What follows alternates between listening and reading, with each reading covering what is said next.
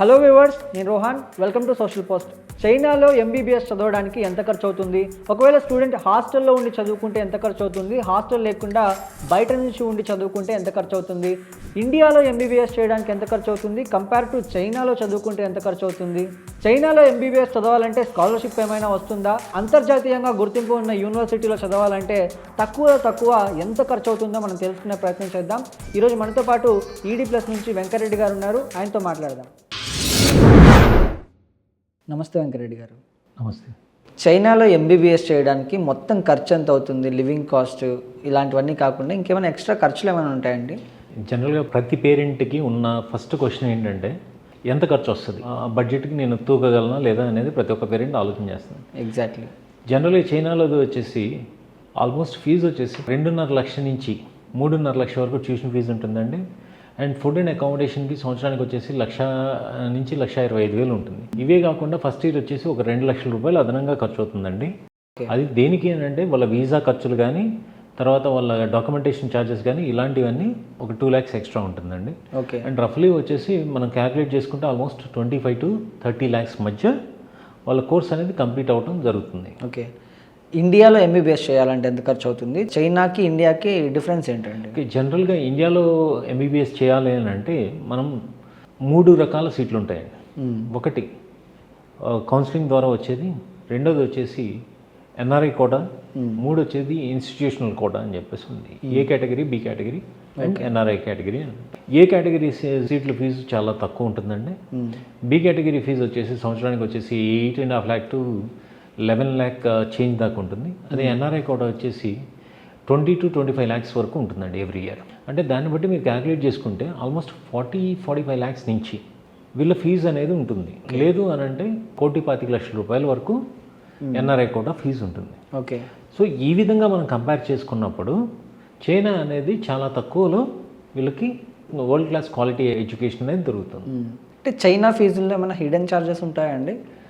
Hidden charges ఏమి ఉండవండి. చైనాది ప్రతి ఒక్క పేరెంట్ వచ్చేసి డైరెక్ట్గా వారి అకౌంట్ నుంచి డైరెక్ట్గా చైనీస్ యూనివర్సిటీ అకౌంట్కి పంపించుకొని ఆ స్లిప్ ఏదైతే ఉందో అది స్టూడెంట్ తీసుకొని వెళ్ళి అక్కడ ఫైనాన్స్ డిపార్ట్మెంట్లో సబ్మిట్ చేయాల్సిందేనండి. ఓకే.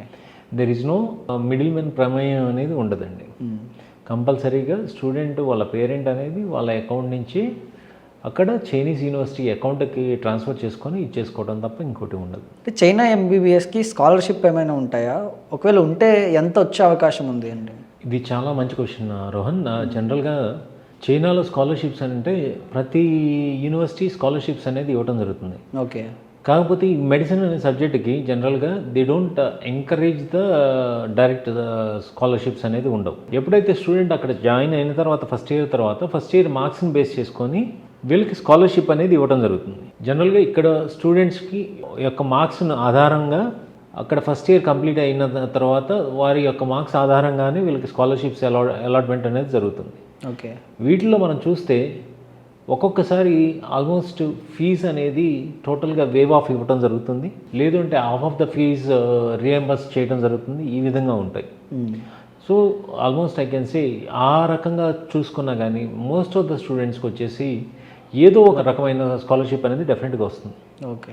సో ఈ రకంగా చూసుకున్నా కానీ ఆల్మోస్ట్ 20-25 లక్షల్లో ప్రతి స్టూడెంట్ వాళ్ళ యొక్క ఎంబీబీఎస్ డిగ్రీ అనేది కంప్లీట్ చేసుకోవచ్చు. చైనాలో ఎంబీబీఎస్ చదవాలంటే ఎలాంటి అర్హత ఉండాలండి? జనరల్గా ప్రతి ఒక్క పేరెంట్కి ఉండే మెయిన్ డౌట్ ఏంటంటే మా స్టూడెంట్ అనేది ఎలిజిబిలిటీ ఉందా లేదా అనేది ప్రతి ఒక్క పేరెంట్కి మెయిన్ డౌట్ అండి. ఇందులో మనం చూడాల్సింది ఏంటంటే చైనా యొక్క యూనివర్సిటీల్లో ప్రతి ఒక్క యూనివర్సిటీలో వాళ్ళ యొక్క ఎలిజిబిలిటీ అనేది క్లియర్గా మెన్షన్ చేస్తాడు. ఓకే. చైనీస్ ఎలిజిబిలిటీ అనేది మనం పక్కకు పెడితే మనం we have to follow our national medical commission, భారతీయ వైద్య మండలి ఏదైతే చూస్ చేస్తుందో వాటి యొక్క రూల్స్ అండ్ రెగ్యులేషన్స్ని మనం పాటించాల్సి. వాటిలో ఏం చెప్తున్నారు? Compulsory national eligibility cum entrance exam అంటే నీట్ ఎగ్జామ్ ఏదైతే ఉందో, అంటే 2026 May 3 జరిగే నీట్ ఎగ్జామ్ ఏదైతే ఉందో ఆ ఎగ్జామ్ క్వాలిఫై అయ్యి ఉండాలి. క్వాలిఫై అయిన తర్వాత బయాలజీ, ఫిజిక్స్, కెమిస్ట్రీలో 50 మార్కులకు పైన ఉండాలి. అండ్ మీ యూనివర్సిటీ వచ్చేసి WHO గుర్తింపు ఉందా లేదా అనేది చూసుకోవాలి. అలాగే మినిస్ట్రీ ఆఫ్ ఎడ్యుకేషన్ గుర్తింపు ఉందా లేదా అని చూసుకోవాలి. కోర్స్ డ్యూరేషన్ వచ్చేసి 4.5 years పైన ఉందా లేదా అనేది చూసుకోవాలి. అలాగే 1 year రొటేషన్ అనేది ఉందా లేదా అనేది చూసుకోవాలి. ఓకే. సో ఇవన్నీ చూసుకున్న తర్వాత మనం కాలేజ్ యొక్క వెబ్సైట్ని అప్రోచ్ అయితే కాలేజ్ యొక్క వెబ్సైట్లో సేమ్ ఇదే రూల్స్ అండ్ రెగ్యులేషన్స్ మెన్షన్ చేయడం జరుగుతాయండి. ఓకే. సో అలాంటప్పుడు మనం ఎలిజిబిలిటీ ఉందా లేదా అనేది ప్రతి ఒక్క పేరెంట్కి ఈజీగా అర్థమయ్యే పరిస్థితుల్లో ఉందండి. ఓకే. అంటే నీట్ ఒక్కటి రాస్తే సరిపోతుందా, లేకపోతే చైనాకి వెళ్ళిన తర్వాత మళ్ళీ అక్కడ ఏమైనా ఎంట్రన్స్ టెస్ట్ ఏమైనా ఉంటుందా అండి? జనరల్గా ఈ సంవత్సరం సిఎస్సిఏ ఎగ్జామ్ అని చెప్పి ఒకటి ఇంట్రడ్యూస్ చేశారండి.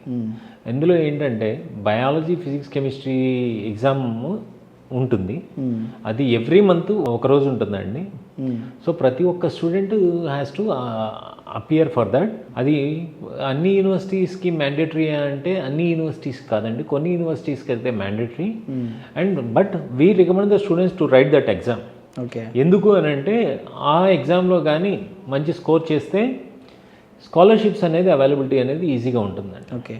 అంటే చైనాలో ఎంబీబీఎస్ చేయడానికి ఎలాంటి డాక్యుమెంట్స్ కావాలి? జనరల్గా ఇందాక చెప్పిన డాక్యుమెంట్స్ రోహన్, +2 ఉండాలి, నీట్ క్వాలిఫైయింగ్ సర్టిఫికేట్ ఉండాలి, పాస్పోర్ట్ ఉండాలి, అలాగే పోలీస్ క్లియరెన్స్ సర్టిఫికేట్ ఉండాలి, good health standing certificate. Okay. అంటే వాళ్ళ ఫిజికల్ హెల్త్ ఫామ్ అనేది మనం ఇస్తాము. ఆ ఫిజికల్ హెల్త్ ఫామ్ని కంప్లీట్ చేసుకొని దాంతోపాటు కొన్ని టెస్టులు ఉంటాయి. ఆ టెస్ట్లని అటెంప్ట్ చేసుకొని దాని రిపోర్ట్స్ అన్ని అటాచ్ చేసేసి వాటిని సబ్మిట్ చేసిన వెంటనే కాలేజ్ నుంచి వీళ్ళకి స్కైప్ ఇంటర్వ్యూ ఉంటుంది. ఆ స్కైప్ ఇంటర్వ్యూ అయిన వెంటనే వీళ్ళకి అడ్మిషన్ అనేది ఇష్యూ చేయడం జరుగుతుంది. ఓకే. అడ్మిషన్ ప్రాసెస్కి ఎంత సమయం పడుతుందండి? అడ్మిషన్ ప్రాసెస్ అనేది జనరల్గా ఇట్ ఆల్వేస్ డిపెండ్స్ అండి.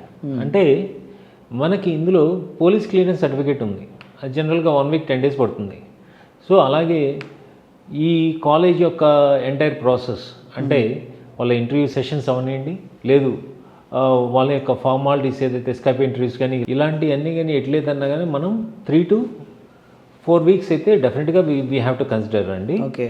దీని తర్వాత మళ్ళీ వీసా రావడానికి అట్లీస్ట్ ఇంకొక 1 మంత్ టైం పడుతుందండి. టోటల్గా 2 months టైం అయితే డెఫినెట్గా పడుతుంది. వీసా ప్రాసెస్ ఎలా ఉంటుందండి చైనా వీసా? వీసా ప్రాసెస్ అనేది చాలా సరళీకృతంగా ఉంటుందండి. అంటే అక్కడ ఆల్రెడీ మినిస్ట్రీ నుంచి X1 వీసా అని చెప్పి అంటామండి దాన్ని. స్టూడెంట్ JW202 ఫామ్ అనేది ఇష్యూ చేస్తారు. ఓకే.